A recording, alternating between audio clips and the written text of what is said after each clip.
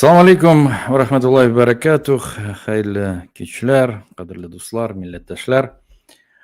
Bugun Tatar Shurasi YouTube kanalında men sizning bilan Ruslan Aysin сөйләшербез, әңгәмә qurarбыз, сораулар языгыз, javob berishga тырышырбыз иншаллах. Приветствую вас, дорогие друзья, все те, кто присоединяется к нашему проекту, и те, кто давно подписан на наши ресурсы, на, прежде всего, ресурс Совет Татар Мира, Татар Шурасы. Просим вас подписаться на соответствующие наши аккаунты в социальных сетях, они все внизу обозначены. Пожалуйста, мы везде присутствуем.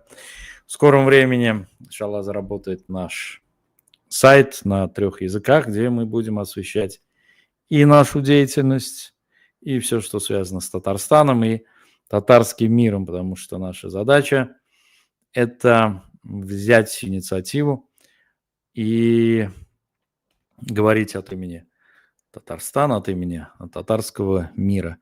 Собственно, раз по-другому не получается, Татарстан находится в захваченном положении, соответственно, будучи в заложниках, он не может декларировать то, что необходимо, но идея свободы, суверенитета, государственности или стато, давлячелик идеяса, она в нас живет и никуда не уходит.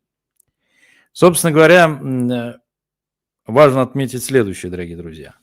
Что война в Украине – масштабный кризис, который охватил не только Россию, но и весь мир, поставил серьезный вопрос перед нами с вами о месте и роли, в общем, татар в этой глобальной системе координат, что делать нам, как быть. И внешние обстоятельства диктуют некоторые условия, одна из которых это, собственно говоря, будущность, килящаки. То есть вот, что мы для себя прогнозируем.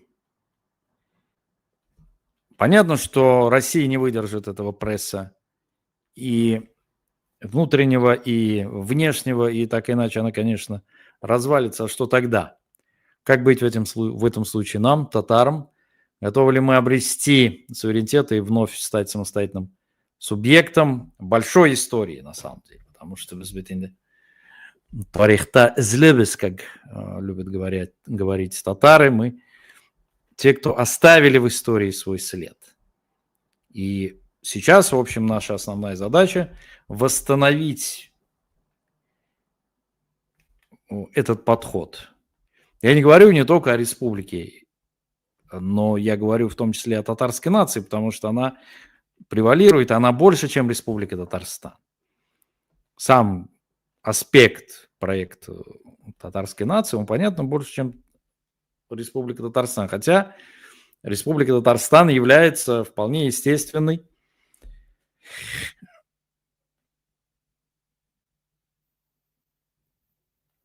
вполне естественной территоризацией татарской нации, ее политической формы. Да? Вот Республика Татарстан, в общем, является местом сейчас политической концентрации как бы татарской идеи. Ну, собственно говоря, это нормальный процесс. Татары порядка там 25-27% проживают в Республике Татарстан, а остальные-то нет. Но я много раз говорил, и повторю еще раз, что концепция Татарстана загнана в некие граничные рамки. А есть трансграничный проект, Большой Татарстан, условный Большой Татарстан. Мы его назвали БТР, Большая Татарская Республика, или Биг Татар Республика с Жумхурияты. И, собственно, так или иначе мы восстановим эти принципы и обязательно сделаем Татарстан большим, могучим. Естественно, что этот подход, он так или иначе связан с тем, что происходит сейчас. Потому что русский мир, Московия делают все, чтобы уничтожить нас, чтобы уничтожить не только татар, но и другие народы, которые проживают на территории Кавказа. и Деля, Урала, Сибири и прочее, и прочее, и прочее. То есть куда мы не посмотрим же, у них как таковой-то территории нет. Ну вот небольшой такая сжатая губка на территории там маленькой Московии, это да. Но дальше все это завоеванные, поглощенные территории, которые к ней никакого отношения не имеют. Собственно, поэтому мы и говорим, что это все колониальная система. Колониальная система, потому что она отбирает у нас все возможное. Земли, ресурсы, язык, вот все им нужно, все изничтожить. Теперь, собственно, важно понять следующее. Мы сами готовы деятельно участвовать в том, чтобы реализовать наш проект или нет?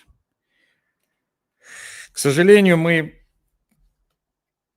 на мой взгляд, недостаточно занимаемся необходимым интеллектуализмом политическим, системным интеллектуализмом. Мы должны определить наши точки сборки. Мы их, конечно, ищем, нащупываем, но все равно такое ощущение, что что-то не то. Вроде язык, но вроде республика, как общее дело, республик, да, гамум эшеле джумхурия, это, в общем-то, общность, так или иначе. Ну, как бы все равно вот что-то не хватает. То есть мы должны вот сейчас даже для себя проработать, что же такое для нас основная идея, как она должна выстроиться, чтобы она будоражила умы наших людей, чтобы она подняла татар вот из этой спячки, а без теоретического оформления, без мысли, без концепта, без проекта, как мы много раз говорили, строить что-то бесполезно. Мы же не можем построить дом без чертежа, без проекта изначального, без инженера, специалиста, да, мы же не строим дом там наобум, как придется, ай, там, значит, как вот это в Москве делают, там и так пойдет, и так пойдет. Мы никогда так не действовали, мы всегда двигались системно, всегда системно. Собственно, я много раз повторял, но очень интересная мысль была в свое время озвучена Хегелем, он же Гегель, что изначально мы родили Германию как теоретическое пространство, как теоретическое государство, как теоретическое стато, а уже потом из этой теоретизации вышла практическая субъектность. И это тоже крайне важно понимать, потому что мы должны родить вот эту вот политическую субъектность. Мы должны сделать сейчас все для того, чтобы не оказаться на периферии нашей и вообще в целом истории. Теперь есть такой тонкий аспект, который, ну, в общем, так или иначе, не всегда учитывается, его просто очень тяжело, как говорится, измерить, его тяжело просто вот взять и прощупать. Он не прощупываемый. Материалисты любят там все вот как-то измерить, замерить, прощупать, но здесь крайне тяжело. Я предлагаю, в общем, переосмыслить в том числе то, что называется identity, то есть идентичность, или то, что называется по-татарски «узбильгаляну принципа», то есть принцип самоопределения. Вот мы должны взять на себя определенную цивилизационную миссию. Какая вот миссия? Ну, татары, известно, самый северный мусульманский народ. Самый северный мусульманский народ. А это накладывает определенные структурные действия, скажем так. Потому что север – это все-таки, ну, как бы особое пространство, да, на севере надо быть всегда бдительным. Почему, как бы, вот северяне считаются более организованные, ну, потому что зима, холод, смена резкая времен года, и вы должны быть постоянно отмобилизованы, готовы. Вы готовы должны быть. Это вот особый порядок. И, в общем, мы должны стать полюсом особого порядка, который выступает антагонистом полюсу хаоса, вот этого вот разврата, блуда, вот это вот всей московской архаики, да, которая выражена вот в современном руссопутинизме. То есть мы должны быть иными по отношению именно к ним. Это очень важный аспект. Следующее, что мы не должны определять свою идентичность, вот там смотришь порой, вот, значит, татарлар, вот что такое татары, там, Чак-Чак, КамАЗ, там, вот это вот, и в это все тонет, в этом все тонет, но это же неуважение к себе, прежде всего. Ну, какой Чак-Чак, ну, какой КамАЗ, ну, да, хорошо, вот часть национального быта, национальной культуры, то, что называется. Но к субъектности, к нации это какое вот серьезное метафизическое вообще имеет отношение. Что за это умирали наши предки, пали шахидами, строили огромные политические державы, проекции. Вот ради того, чтобы в конечном итоге мы от всего отказались, но при этом ходили чак-чак, тыгляй-былай, басказамапипя. Вот ради этого, что ли, все? Поэтому мы должны понимать, что татарский дух, татар-рухе, он закаливается прежде всего в трудностях. Север – это трудности, бесспорно. На севере не забалуешь, потому что это всегда внутренняя мобилизация, внутренняя собранность. Вот этого не хватает. Мы слишком восприняли вот эти вот московитянские паттерны, их идеологему. Отказываемся от всего. И от языка, и от своей идентичности, от дина даже отказываются. А дальше куда? А дальше становимся безродными Иванами, это же очевидно. Без рода и без племени. Ну, ладно, как говорится, может, он космополит. Он никому не нужен. Потому что он никем не принимаем. А мы должны быть строги в определении очень многих вещей.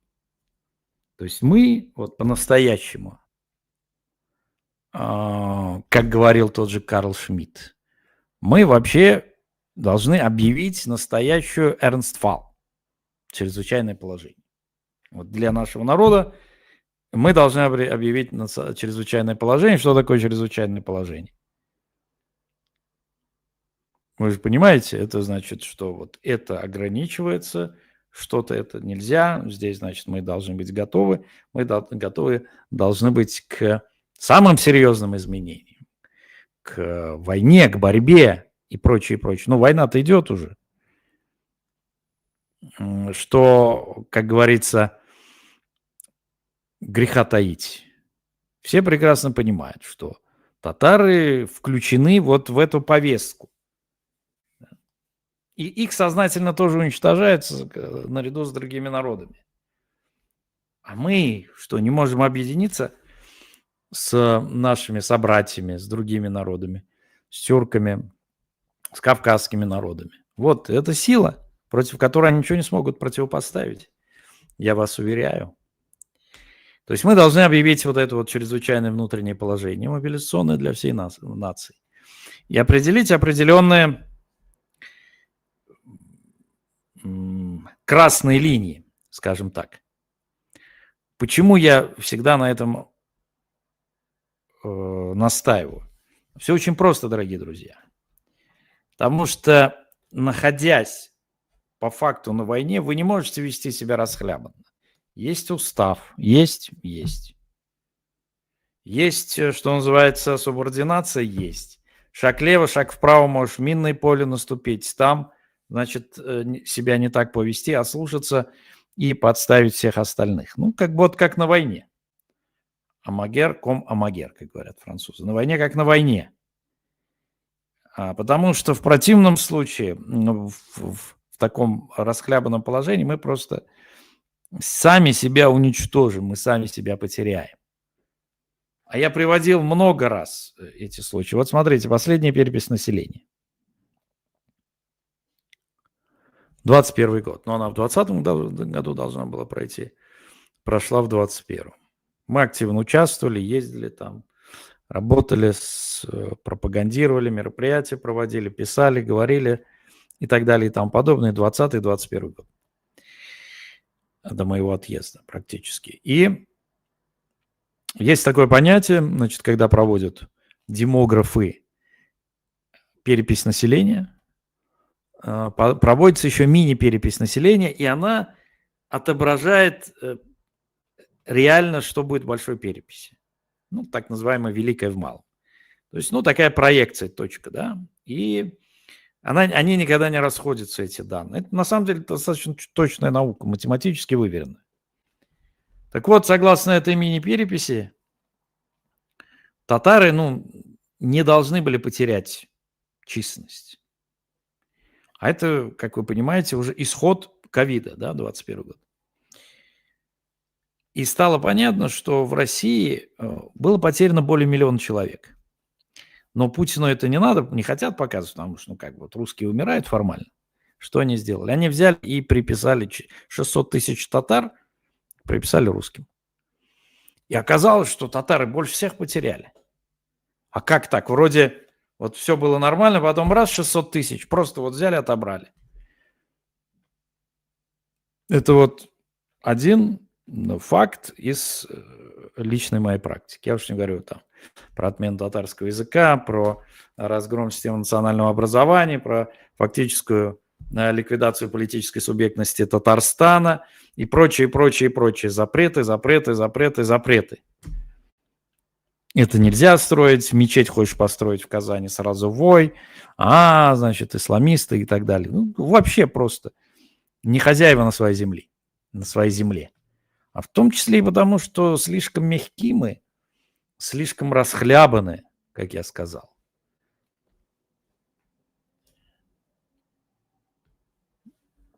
Поэтому что? Есть у нас какая-то стратегия, об этом мы тоже постоянно толкуем и разговариваем. Нет. Стратегию, которую вот начинали писать, мы там участвовали, ее же не довели до ума. Вернее, ее написали, но то, что написали, это вообще кышекелькасы, как говорится. Куром насмех. А мы выпустили свой вариант, он, конечно, не доделанный, понятно, да, но в виде книги мы выпустили на путях к стратегии татар. Ну, времени прошло очень много. 4-5 лет, 5 лет прошло, и ситуация-то резко поменялась. И война, и закручивание гаек, и вопрос уже об непосредственном и физическом выживании нас. Поэтому стратегию нужно переписать, Кардашляр. Обязательно. Вот когда началась война агрессии Московии против Украины, стал вопрос об субъектности Татарстана и других национальных республик. Мы вот не совсем понимаем, что субъектность – это определяющая вещь. Вот говорят, значит, частичный суверенитет, полный суверенитет. Хамбашка. Он есть или его нет?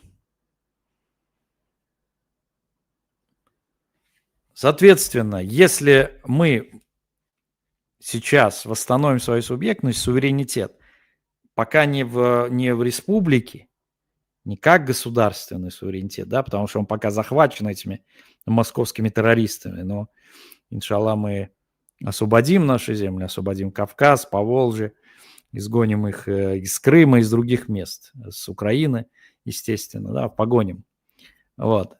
Но мы должны восстановить субъектность наций, потому что пока, как я много раз говорил, там Татарстан захвачен, мы, как представители татарской нации, как те, которые занимаются политическими, общественными делами и имеют некий политический проект, мы должны взять на себя эту функцию по обретению субъектности.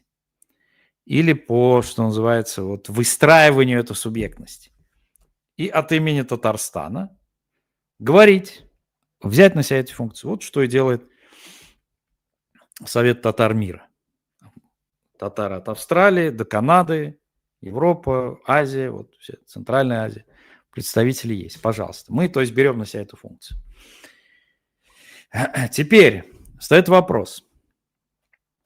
Смотрите, Конституция Татарстана. Вот 6 ноября мы отмечали очередную годовщину.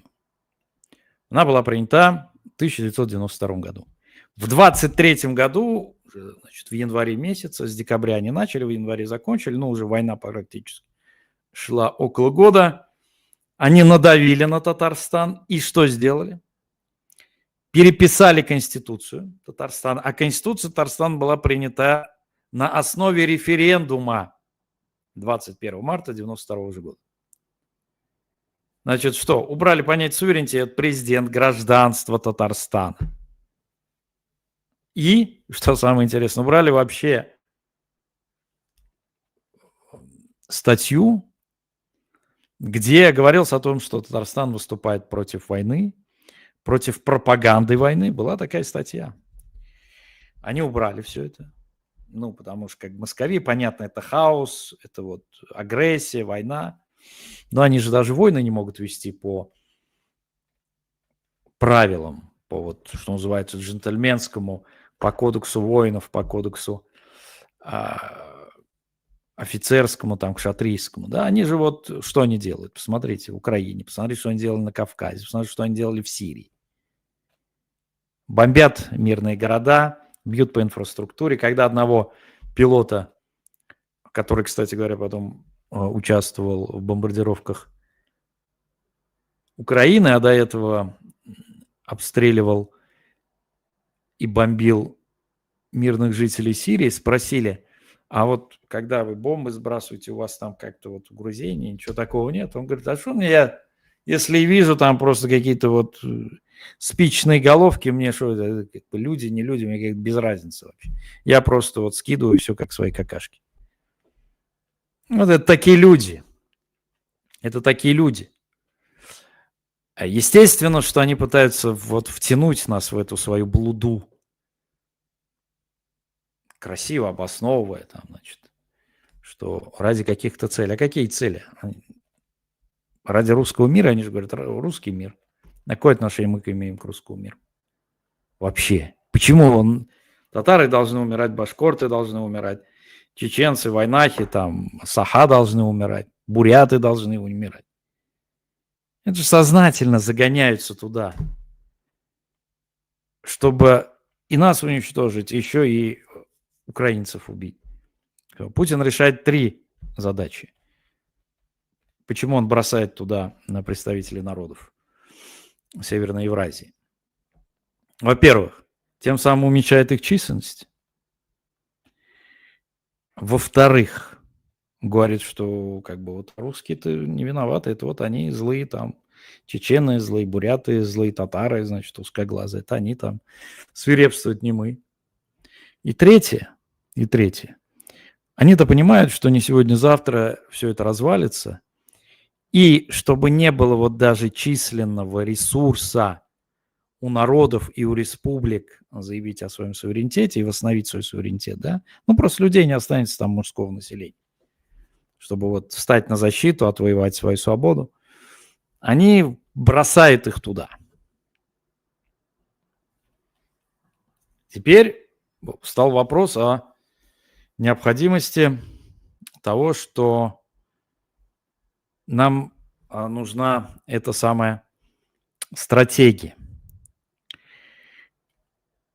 Стратегия важна почему? Потому что, как я уже сказал в самом начале, без нее двигаться или без нее строить дом невозможно, мы не привыкли так.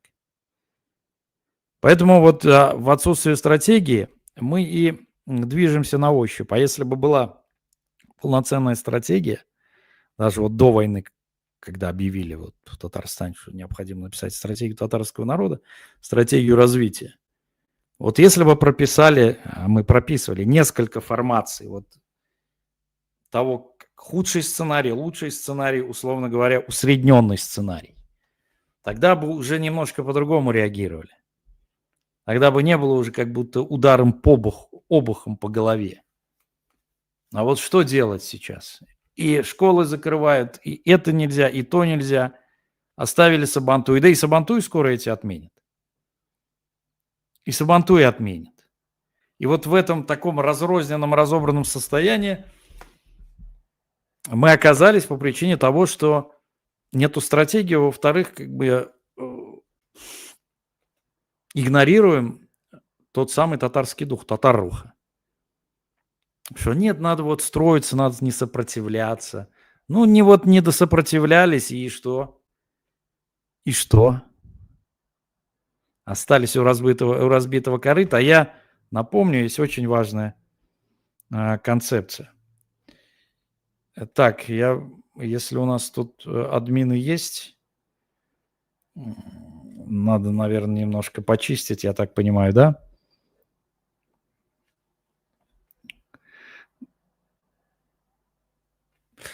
Потому что много ботов. Так, насчет вопросов пишите. Вопрос и в чате. Вопрос и, значит, вопрос, собственно, чтобы я видел. Так вот, следующее. Если бы,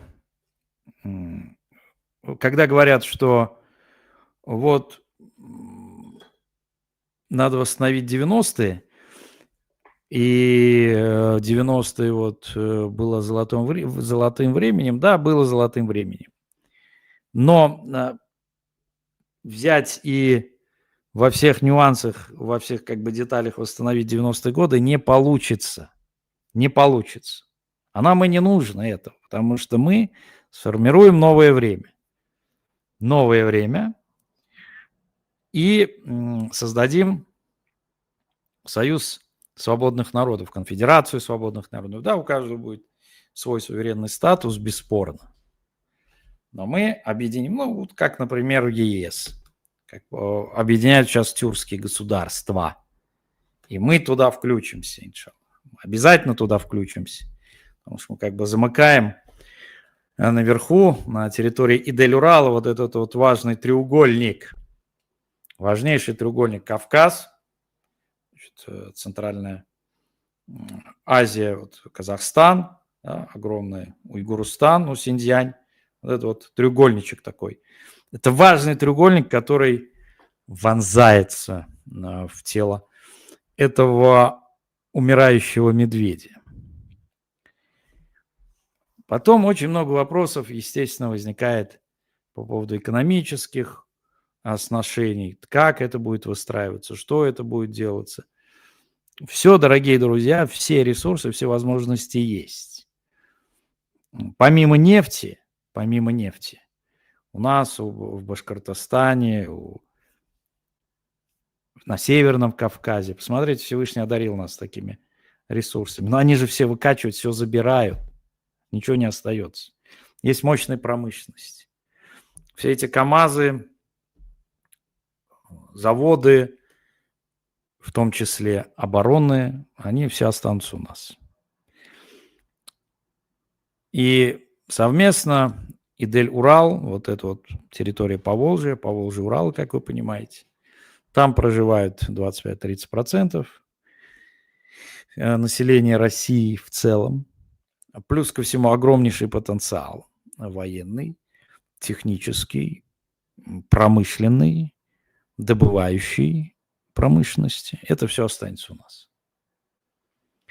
И когда все это заберется, окажется, что в Москве нет ничего, потому что сама по себе Российская Федерация – это не субъект. Вот смотрите, вот они называются даже субъект Российской Федерации, субъект отдельно. А как таковой самой России-то нет. Ты выдергиваешь вот эти все субъекты, и что остается? Легко объяснимо следующим образом. Вот есть такая игра пазлы, да, представляете? Есть какая-то картина, условно, и вот есть пазлы, и вы ее должны собрать. Картина собирается из пазлов, эти пазлы есть субъекты. Вот талары, значит, собрались. Если мы уберем все пазлы, оказывается, что картины нет. Вот условная картина – это Российская Федерация. Пазлы убрали, ничего нет. Ну, пустота, вот, простой стол. Где оно? Ее нет, как сущность, нет. Как юридическая форма тоже нет. Я много раз говорю об этом. Это вообще нонсенс. Более того, Татарстан по федеративному договору 1994 года, потом 2007, да, переподписанного, выстраивает отношения с Российской Федерацией на основе вот этого федеративного договора. Как равнозначные субъекты, и Татарстан еще выступал как субъект международного права. Теперь Москва отказалась его переподписать в 2017 году. Он действовал 10 лет. И все. Оказалось, что нету других документов, которые стягивают и удерживают и Татарстан, и Московию, значит, в каких-то особых отношениях. Нет договора, нет отношений. И все, то есть Татарстан по юридическим категориям, по юридическим нормам, самостоятельный субъект ушел в свободное плавание. Да, пока он, как я уже сказал, он захвачен вот этими террористами. Но все основания для того, чтобы как только все это развалится, сказать, что мы, в принципе, независимый субъект, и есть референдум, есть та конституция, не вот эта вот, которую изрезали, искромсали и изнасиловали. А вот та самая настоящая, аутентичная, первая, 92-го года, мы же на нее ориентируемся. Мы же не можем ориентироваться на конституцию, которая была переписана теми людьми, которых на это никто не уполномачивал, раз.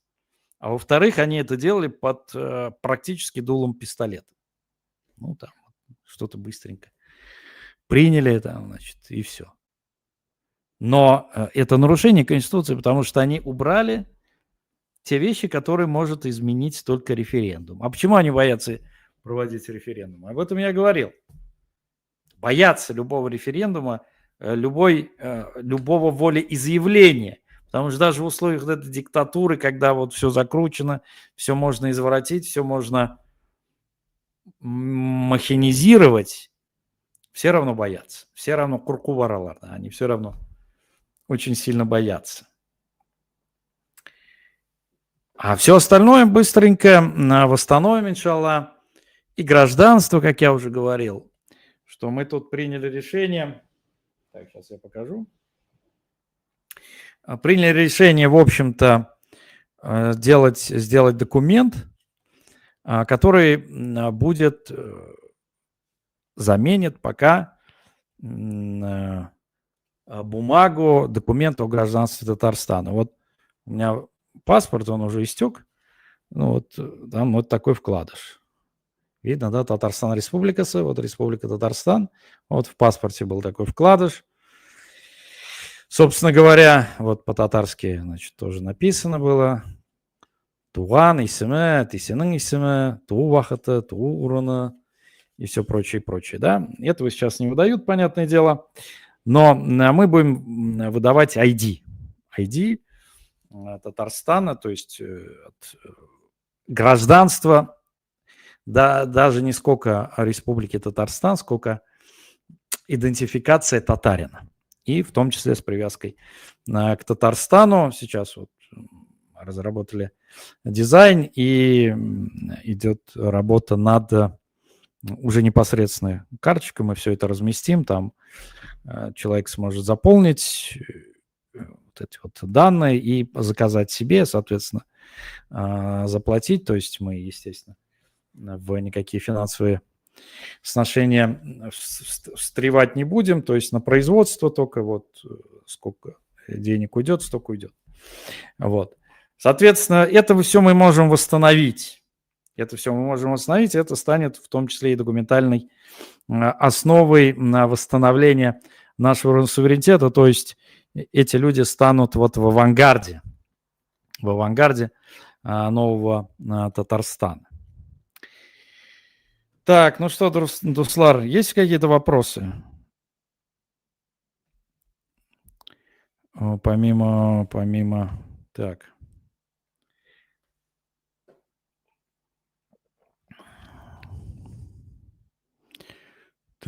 Так. Про Мишарей, да, ну, про Мишарей я много раз говорил. Мишарстан, то есть это уж такое шутливое, но Мишари это же субэтнос татар, я сам мишарин. А более того, мишар это воинское сословие. Все мишари были воины, причем воины на профессиональной основе. Сословие было воинское. Ну, говоря, мишари это серьезный ресурс, это серьезная военно-политическая сила внутри татарской нации, бесспорно, которая, конечно, должна сыграть свою роль, потому что мишари проживает в большинстве своем за пределами Татарстана, и это там ресурс татар на этих территориях, там Москвы, Нижегородчины, Рязани, где Касим Татарлары и так далее и тому подобное, там Сембер Татарлары, Пензя Татарлары, Хамашхалар. Так. Что у нас еще? Да, пишут, что распад империи неизбежен, ничего вечного не бывает и не проходит. Ну, конечно. Ведь, дорогие друзья, в истории очень многое повторяется. А здесь в особенности, потому что эта империя развалилась за столетие 2 раза. В 1917 году и 1991 году. И она развалится еще раз. Потому что то, что уже разбито, оно не имеет тех важных элементов жесткости. То есть это уже не монолит. Да, вот чашка разбилась, ее можно склеить, но она уже не будет монолитной, она уже не будет прежне крепкой, да, вы понимаете, о чем речь. Соответственно, есть понятие старения металла. Вот, был такой предмет, кто знает. Кто проходил, знает, наверное, супромат, сопротивление металлов, да, вот есть, у каждого металла есть своя специфика, есть свои данные, координаты, а есть еще старение металла. Вот. Он изнашивается, металл, усталость металла. Вот Россия же даже не металл, чтобы вы понимали. Да? Это уже вот это гниль деревянная какая-то, вот все вот топи, она все уходит. И наша задача вот не утонуть вместе с этим.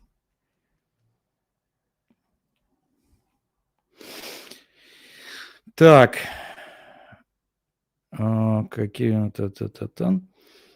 значит, пишут, что, к сожалению, телевизор давит на мозги, а наши мулы не работают, страх предадут. Ну, телевизор нужно заменять. Телевизор нужно заменять, прежде всего, альтернативными площадками. Вот YouTube, там, Telegram, пожалуйста. Сейчас их много.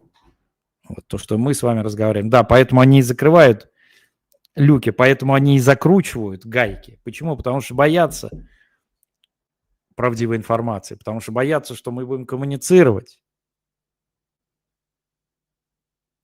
А это же и есть основа, понимаете, единства, когда общаешься.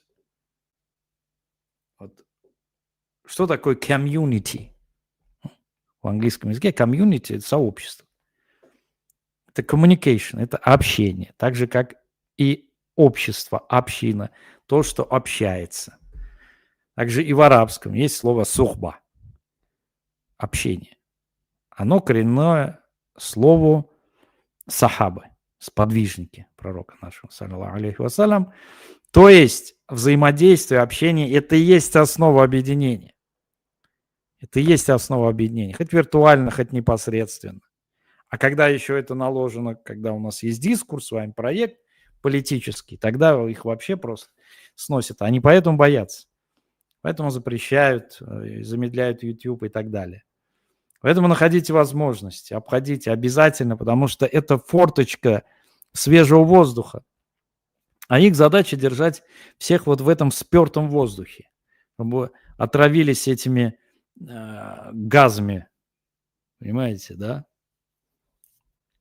Вот этими трупными газами. Потому что он труп уже, все, смердит.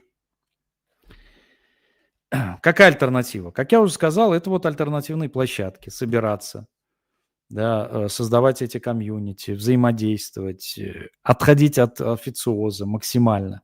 Максимально отходить. А мы-то привыкли в этом жить. То есть, что татары так и жили, вот махалля, система махаллей, да, это вот, ну, то, что называется территориальная община. Мы в свое время разрабатывали проект экстерриториальных махаллей. Собственно, мы в Казани так и жили. Вот, вы знаете, у нас там были комьюнити, Музбис харакеты, и Анарсен Татария Шляра форума. И что, Казань-то огромная, это же мегаполис, по сути, ну, по российским меркам. Вот представители, значит, наши единомышленники, мы собирались. Собирались каждую неделю, что-то делали там, проекты и прочее. Это же экстерриториальная махалля, экстерриториальный джамаат, экстерриториальная община. Мы жили в разных местах, но мы собирались, то есть, да. Потому что, ну, вот так вот сейчас. Огромные города, понятное дело, мы раскинуты по городам и весим, но есть интернет, есть система информационных ресурсов и возможностей, которые нивелируют эту проблему.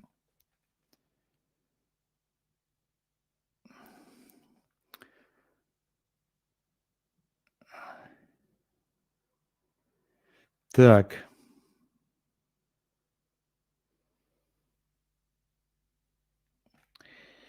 Так.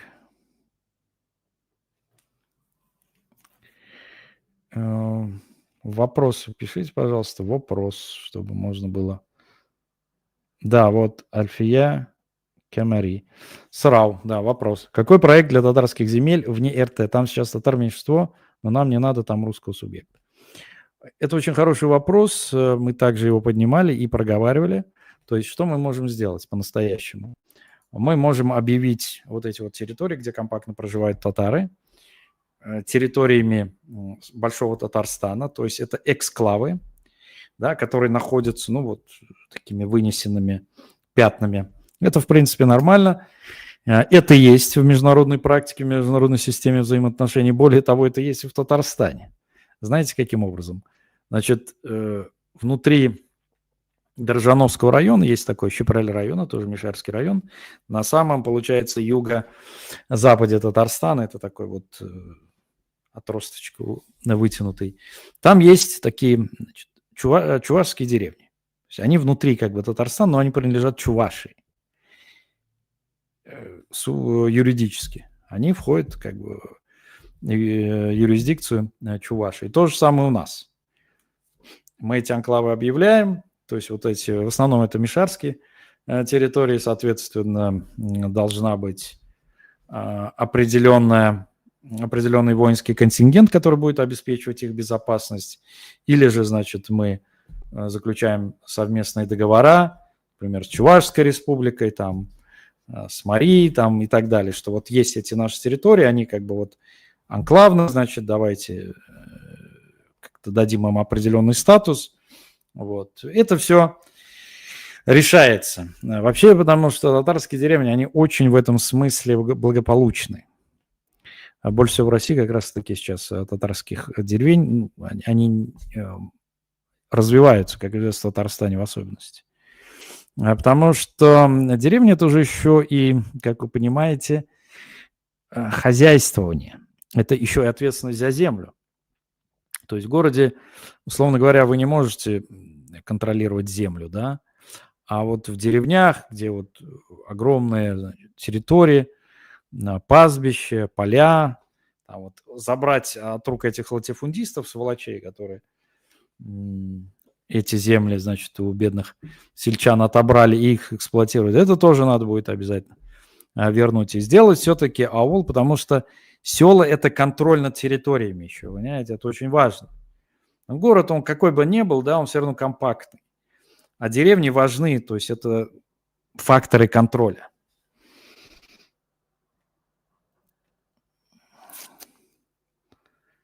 Так. Руслан, как же получилось с нашими воинами Шари, которые не пахали, не сеяли, а только росли воинами, оставили татарский народ без государства? Ну, дело в том, что на территории как раз проживания Мишарей-то и не было государства, то есть Татарстана. Все-таки Татарстан, я думаю, многое не доделал в этом смысле. То есть нужно было уделять через много внимания именно субъектности татар вне Татарстана. Значит, расскажу вам такой случай. У нас был такой клуб, вот вплоть до моего отъезда, Татар Шахмар, Татарский квадрат. Там создали несколько филиалов, там в Москве,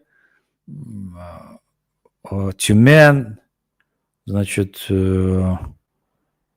Новосибирск, Екатеринбург, я извиняюсь, Саратов, Москва, вот, по-моему, 5 или 6 их было, в Уфе.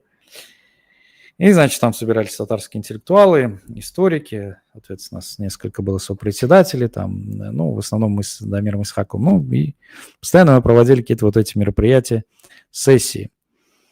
И обсуждали вот на первых порах важные проблемы, то есть осмысление татарской истории.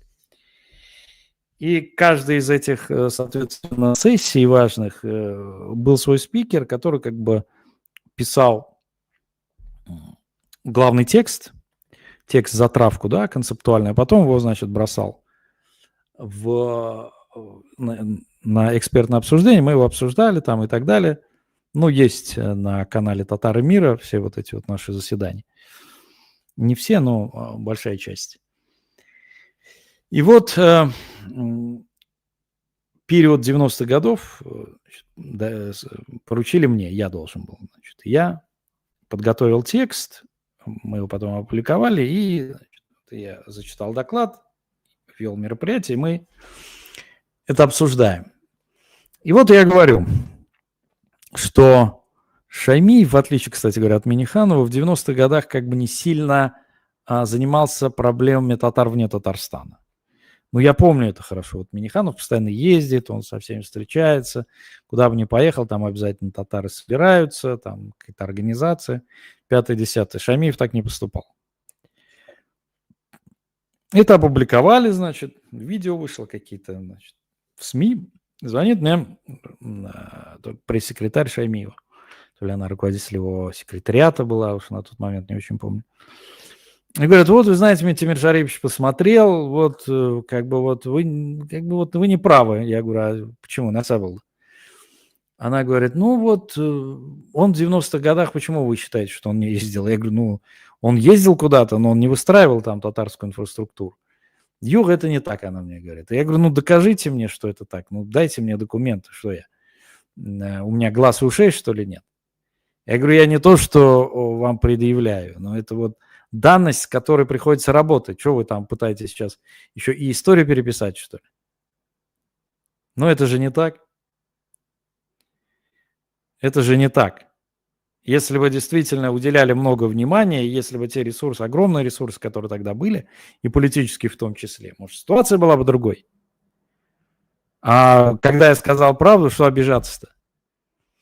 Ну, человек старый, наверное, обиделся, не знаю, но если мы к истории будем относиться таким образом, шамы, мне нравится, мне или не нравится, давай это будем писать, не будем писать, ну, то же самое и Путин поступает.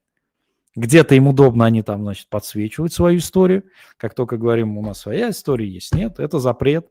Вот Сталин запретил декретом 1944 года, ну, специальным решением Политбюро ЦК ВКПБ об запрете изучения истории Золотой Орды. Все. Почему? Ну, потому что нету вот единого пространства, там, тюркского, татарского, да, должна быть вот какая-то разрозненная. Нет у вас своей истории, ребятская. Вот у вас, значит, два столбика, значит, в огромном учебнике истории, это вот ваше место, все.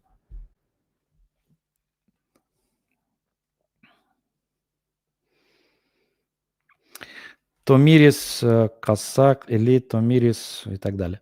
Сламбек, что думаете про Липсица? Он опять в интервью сказал, что распад РФ нежелателен, ибо образуется множество агрессивных квазигосударств.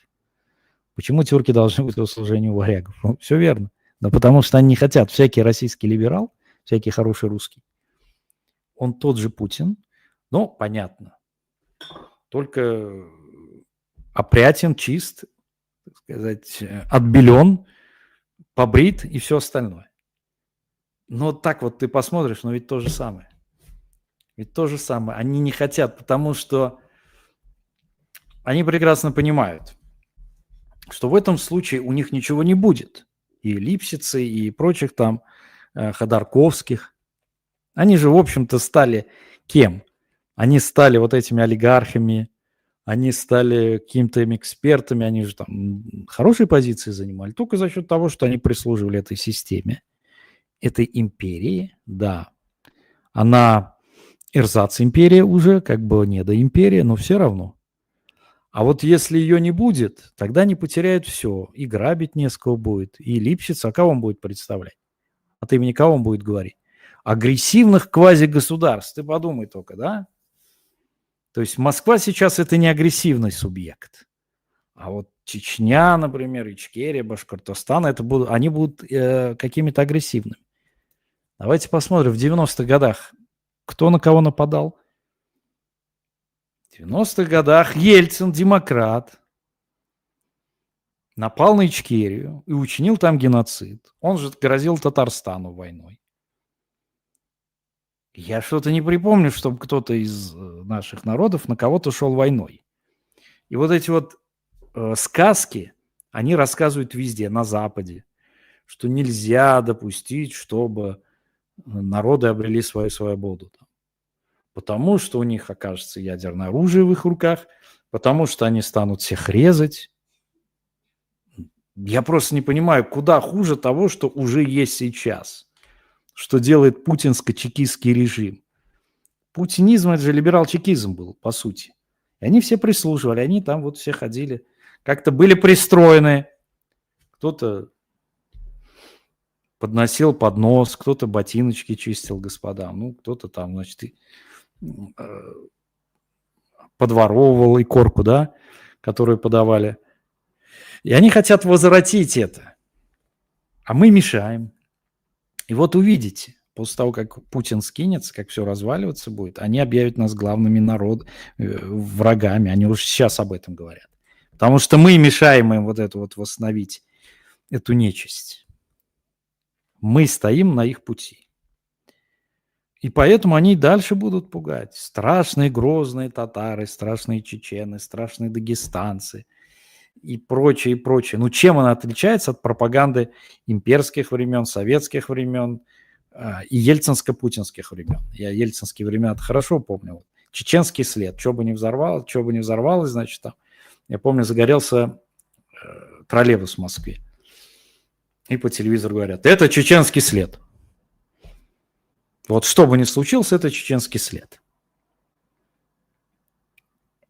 И, собственно, в 90-х годах мы в Татарстане это проходили.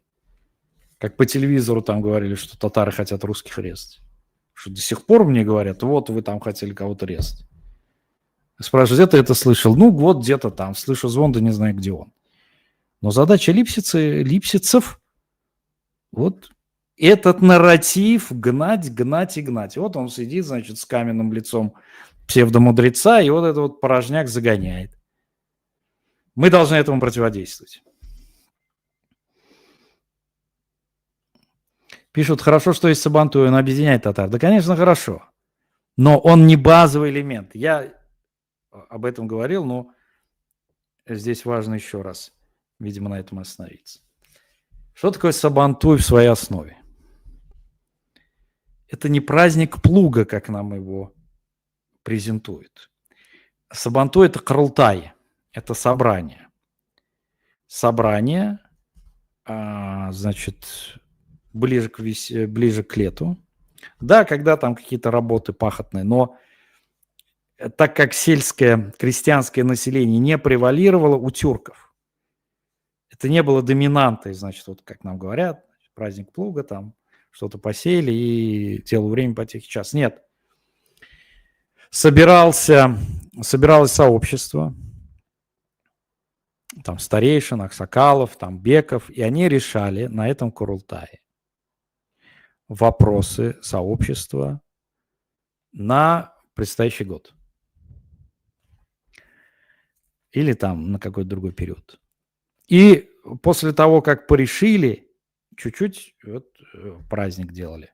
Буряж там, значит, спортивные состязания и прочее, прочее. Все. Основа его была в том, чтобы провести сход. То, что в войнах там называется Мекхел. Собрание, Крултай. И все. И чуть-чуть, вот что называется, поразвлеклись. А у нас все сделали как? Вот Сабантуй сейчас это просто вот целый день праздник, там от этого Сабантуя уже там мало что осталось. Надо возвратить изначальный статус, импульс Сабантуя. Сабантуй как Курултай. Для выработки стратегий каждого отдельно, деревни, там, города, значит, пространства, где вот проживают.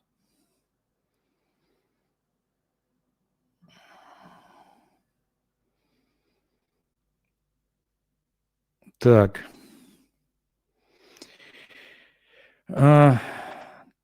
Так. Мишар 8128. Руслан, вы заметили, как Москва начертила границы? Татарские деревни дала чувашам, башкирам, чувашские деревни присоединил к татарам. Если заврать, то это война. Ну, это понятно, что изначально Сталин именно таким образом чертил, потому что Сталин тогда возглавлял Народный комиссариат по делам национальностей. Поэтому я и говорю, чтобы не было вот этой фитны, или незак, есть хорошее слово у татар, чтобы его не было, противостояния, мы должны сесть и порешать. Как? Мы будем, значит, вот эти эксклавы, анклавы, какая юрисдикция у них будет. Поэтому нужны будут договора. Это обязательно. Договорные отношения – это основа. Всегда. Даже в Коране Всевышний говорит: договаривайтесь, записывайте. Записывайте. Собственно, даже Яса Чингисхана – это слово Яса, Язу, писание, то есть то, что написано. Хотя подлинной Ясу никто не видел, ну, то есть она не дошла до наших дней. Соответственно, на основе вот этих вот договоров мы обязательно договоримся. То есть воевать мы не собираемся. Москови, конечно, будет вот на это давить, специально провокаторов засылать, но ни в коем случае нельзя на это поддаваться. Потому что, нет у нас проблем, нет. Вот с чувашами живи, там, с башкортами, с братьями, как бы никогда не было никаких проблем. Никогда между нами никаких проблем не было. Мы жили в одном пространстве, в одном политическом субъекте, да, в одном государстве.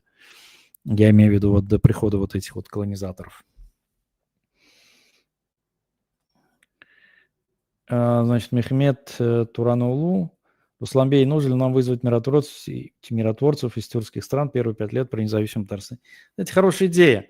Я думаю, что вот когда наконец-то сформируется общая армия тюркских государств, Тюркского союза, то, конечно, я думаю, на первых порах в качестве силы защиты мы можем призвать.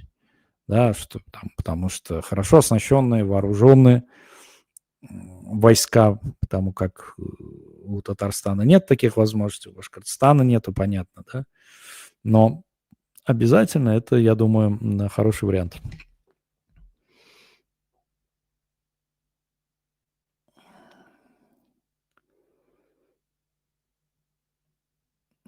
Так, пишет, что был удивлен. Татарстан не только развитая промышленность, первое место по производству молока. Не Ставрополь, не Краснодар, а Татарстан. Да я вам скажу больше, дорогие друзья. Мы 75% всех ресурсов отдаем Москве. А вы представьте, что если это все оставалось бы у нас. Я тут рассказывал, что в 90-х годах еще были, такие не самые фундаментальные, подходы к таким исследованиям, где экономисты подсчитывали, что Татарстан мог бы жить не хуже Кувейта. Тогда Кувейт гремел, да, в 90-х годах, не Эмираты, не Катар, а именно Кувейт. Сейчас Кувейт немножко задвинут на фоне там Катара и Эмиратов. Но, посмотрите, у нас же не только нефть, у нас развитая промышленность, у нас водные ресурсы, у нас лесные ресурсы, у нас промышленность, это и КАМАЗ, это и нефтехимия.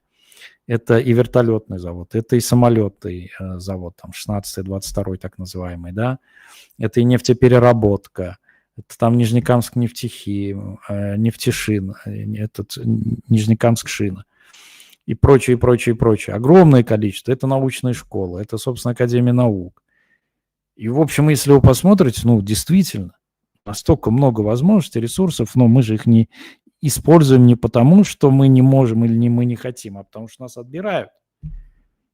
В 2016 году, накануне вот этого 2017 года, трагедийного для Татарстана, Минниханов, выступая в Москве на форуме, который организовывал тогда Кудрин, помните, был такой делец путинский, он тогда возглавлял, по-моему, счетную палату. И вот Минниханов выступает, что такой простячок, и он говорит, вот, значит, таким своим этим обычным таким подходом, вот, значит, без там много зарабатываем, а Москва у нас больше забирает, понимаешь? Он говорит, и нет у нас мотивации больше зарабатывать, потому что чем больше Татарстан будет зарабатывать, тем больше у него будут забирать. Он сказал простую вещь, вообще тривиальную. И после этого начались беды Татарстана, в том числе вот это банковский кризис, да, когда сломали Татфондбанк, и за ним потом 6 банков татарстанских. Дальше наезд на татарский язык, это 17-й год. И вот 17-й год непродление федеративного договора о разграничении полномочий и предметов совместного ведения. Так назывался документ официально. Да, вопрос поставили ясно, финансовый. Потому что если все субъекты возьмут и одночасье не будут ничего давать Москве, тогда вот она останется с такими скрученными ушами. Потому что у нее ничего нет. Что производит Москва? Кроме фекалий. Ничего. Нефть наша, или, значит, сибирская. Да? Но это тоже, соответственно, их. Все. Промышленность, опять-таки, 25-30%. Вот, она сконцентрирована в Иделе-Урале, я уже тоже говорил об этом. И у них ничего нет. Ну что, вот, если вы читали прекрасный роман антиутопии Войновича «Москва-2042», он же там прекрасно описал, как в будущей России, там, значит, главный там, КГБ всем рулит, что интересно, понятно. Вот Путин, пожалуйста, последователь этого.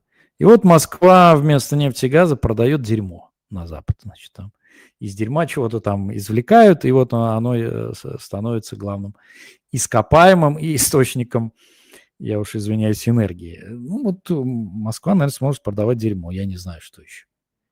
Ну вот что, ну может стать каким-то Сингапуром. Пожалуйста, пускай становится. Пожалуйста, может действительно стать финансовым центром и горным центром, все что угодно, пускай. Но главное, чтобы они не лезли к нам-то. Собственно, живите как хотите, но не учите других, не лезьте к другим вообще. Они же лезут везде, понимаете? То в Сирию, то в Украину. То, значит, казахам говорят, на какой письменностью алфавит свой делать, да? То есть воспротивились, когда Казахстан объявил о переходе на кириллицу, я извиняюсь, на латиницу с кириллицы. И там Захарова, значит, нота протеста. Какое твое вообще дело есть? Нам запретили они официально, то есть есть закон. В 90-х годах, вы знаете, Татарстан перешел на латиницу. Почему это было важно? Потому что, ну, массы татар проживают за пределами не только Татарстана, не только России. Но они проживают в Европе, в Австралии диаспора, вы знаете. В Центральной Азии огромное количество татар, там, сотни тысяч. Ну и они не знают, что такое кириллица. Вот, это первое. Второе. Все-таки изначально мы творили на арабице, потом какое-то время была латиница, и потом уже в 1939 году перевели всех на кириллицу. Надо было возвратиться. И вот приняли специальный закон, что нельзя переходить на графику, на письменность, если только вы не малочисленный народ. Малочисленный народ, согласно параметрам российским, исчисляется, знаете, сколькими тысячами? 50 тысяч. Если численность нации превышает ну, народности уже в данном случае, 50 тысяч человек, значит, он не может называться коренным малочисленным народом. И говорят Татарстану, вот объявляйте себя малочисленным народом, менее 50 тысяч, и переходите. Приняли специальный закон. Конечно, как мы можем на это пойти, если татары второй по численности народ? Я помню выступление Жириновского, он там истерил, как обычно, что сегодня они переходят на латиницу, а завтра они входят в состав Турции, а завтра, послезавтра НАТО, и вот это бла-бла-бла-бла, вот это вот понос бесконечный. Значит, приняли закон. Татарстан решил его оспорить. Подали в Конституционный суд. Конституционный суд, это 2001 год, не встал на сторону Татарстана, что было тоже понятно.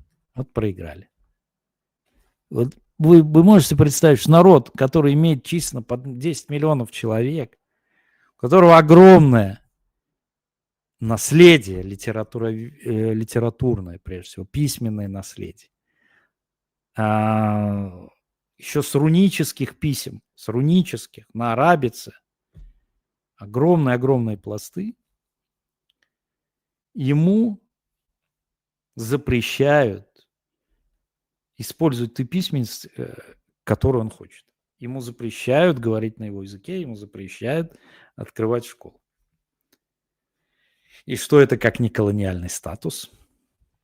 И вот эти липсицы, конечно, упомянутые выше, они, естественно, хотят все это возродить. Да, какие татары, там, какие чеченцы, что? Пускай добывают для нас нефть, пускай на нас пашут, а мы будем с умными видами сидеть и рассуждать про нефть, котировки и так далее. Нет, дорогие господа, эти времена уже не возвратятся. Мы не допустим этого. Мы не допустим.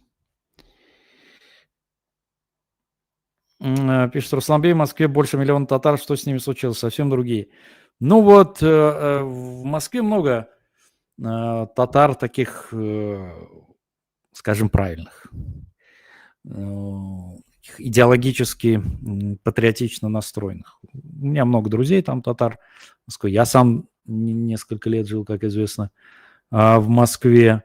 Но есть большой пласт, большое количество тех, кто, к сожалению, встроился в эту систему. К сожалению. Опять-таки, школ нет. Вот единственная татароязычная школа, она уже сейчас стала школа с этнонациональным компонентом. Она сейчас так называется, вот эта школа имени Мусаджалиля. 1800 какая-то, уж не помню, 46-я, что ли. И ее теперь хотят ликвидировать. Ее хотят там куда-то, значит, оптимизировать, там в какую-то другую школу вмонтировать, да, хотя там татары составляют не большинство, там много узбеков, кстати говоря, кыргызов, там таджиков, ну, наших вот братьев, да, потому что там хорошая среда, там мусульмане, халяль, все такое. Ну, это единственная школа. Соответственно, нету среды, понимаете, вот в чем важна инфраструктура национальная. Потому что отсутствие национальной среды, оно, к сожалению, из большой нации делает массу. А чтобы она была объединена, структурирована, как я вначале сказал, отмобилизована, для этого нужна инфраструктура. Мектеп, школы, мясджиды, мечети, да, какие-то, значит, площадки культурные, интеллектуальные, диалоговые и прочее, прочее. Это и есть инфраструктура, вот национальная. То есть оно создает, как бы постоянно собирает людей в общность. Вот для чего нужны интеллектуалы, интеллигенция? Оно татар называется зиялылар, да, зиялы, ну, то есть вот, как бы мудрые такие. Потому что они объясняют простым людям, ну, простой человек же ему как бы не до этого, да, ему не до интеллектуализма порой, понятное дело. Работает, семья, то, сё, 5-10, футбол там, огород, бахча и все остальное. А нет, а есть интеллектуалы, зияллар, интеллигенция, которые говорят, нет, подожди, вот ты вот татарин, ты, значит, чеченец, ты вот там наш брат мусульманин, то, сё, вот у нас такие ценности. Не хлебом единым жив человек, в конце концов. Он пишет книги, он их читает. Это, да, это же интеллигенция пишет, не простой народ. Он сочиняет там стихи, он выступает, там статьи пишет и все. То есть он поддерживает вот эту вот инфраструктуру духовно-интеллектуальную. А если их нет, кто этим будет заниматься? А нету школ. А как они будут воспитываться, как они будут вызревать? Эта интеллигенция, откуда ей взяться? Самородки, они, конечно, будут постоянно рождаться, Земля рождает таковых, но их много не будет, потому как если вы возьмете многих наших великих просветителей, деятелей, но они все равно прошли систему медресе, мектебы, там в советское время все равно через татарские школы проходили. Ну, как бы это естественный процесс. Ты можешь стать, конечно, там, быть каким-то там действительно самоучкой, уникумом, то, что говорят, или вундеркиндом, да, вундеркинд, необычный ребенок с немецкого. Но это же как бы не системно, да, это может возникнуть, а может нет. А нам нужна системность прежде всего.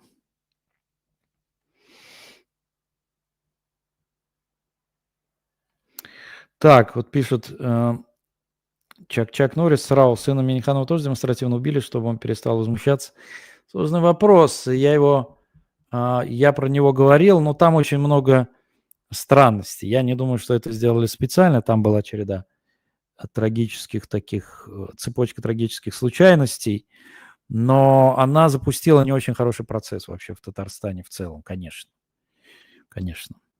Там, кстати говоря, в этом самолете погиб и начальник ФСБ по Татарстану, который никогда до этого не летал самолетом, потому что у него была аэрофобия. Но случилось очень странное. Я об этом писал, кстати говоря. В ночь накануне этого в Татарстане произошло следующее. Кто-то обстрелял Нижнекамск-Нефтехим из каких-то непонятных труб, там бах-бах-бах, каких-то самопалов. И там была попытка поджога, случился кипиш, и, ну, как мне сказал один осведомленный человек, в ночь Миниханов собрал Совет Безопасности Татарстана, да, ну, там, по закону есть у каждого субъекта свой Совет Безопасности, его возглавляет глава региона. И он собрал его. И, значит, там еще якобы какая-то попытка была чего-то там. Поэтому Миниханов или кто-то требует, чтобы руководитель УФСБ по Татарстану тоже присутствовал на следующем уже заседании Совета Безопасности. Ну, как бы он должен по всем правилам присутствовать, да, главный силовик. А он в Москве там какой-то отчет делает, что его вызывают. Типа срочно. Он говорит, ну я вот приеду там через 12 часов, там поезда ходят, где-то 11-12 часов. Говорит, нет, срочно. И он вынужден брать билет на самолет, а это татарстанский самолет. То есть это из полка, по-моему, президентского был. И он садится в этот самолет, которым был сын Рустама Миниханова, Искандер Миниханов. То есть, ну, там очень много таких очень странных вещей. Кто обстрелял там, зачем? Ну, понятно, потом это попытались спихнуть, что какие-то там исламисты, но в это, естественно, никто не верил. Так.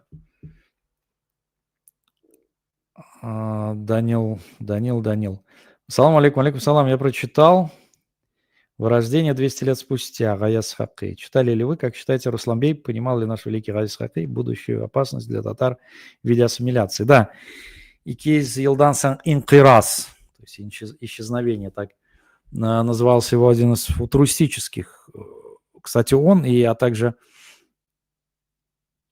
не менее великий Фатих Амирхан занимались футурологией, да, вот вопросами попытки прогнозирования, да, пусть и через художественную проекцию, ну, как бы там ни было, это очень важный фактор, который также влияет на стратегическое планирование, футурология.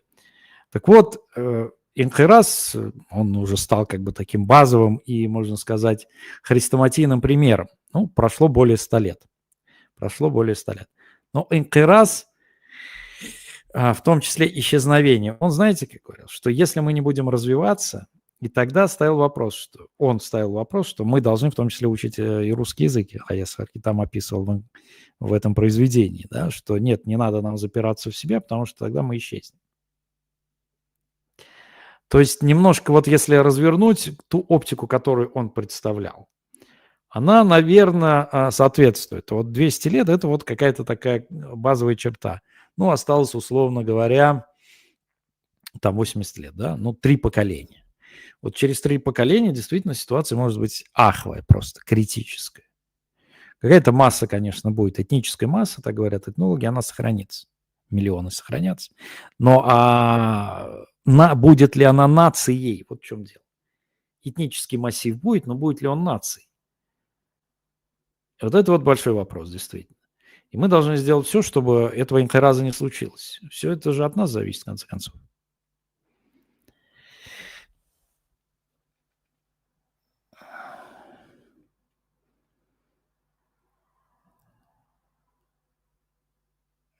Так.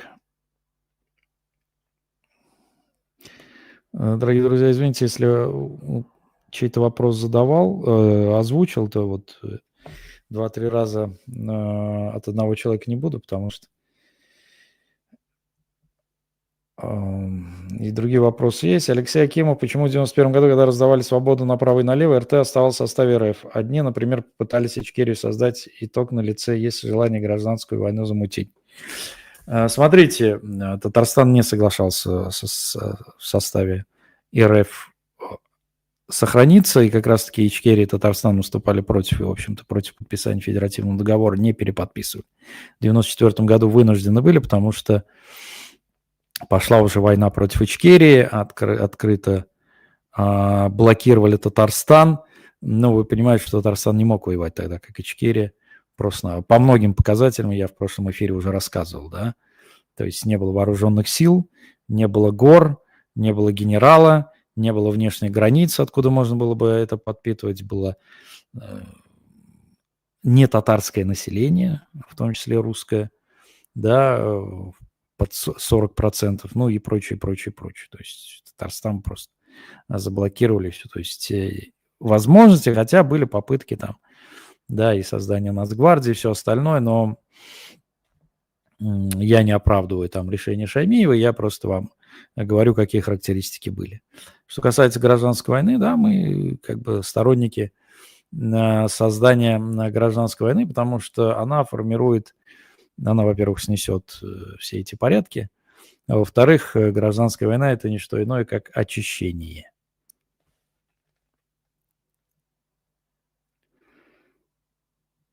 Так, ну что?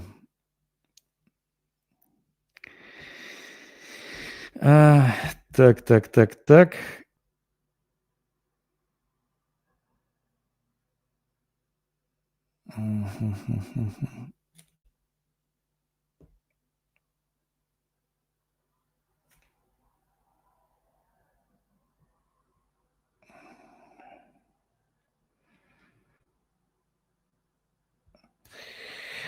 Так, ну что ж, дорогие друзья, спасибо вам за активное участие. Бигзур Ахмед Сизге.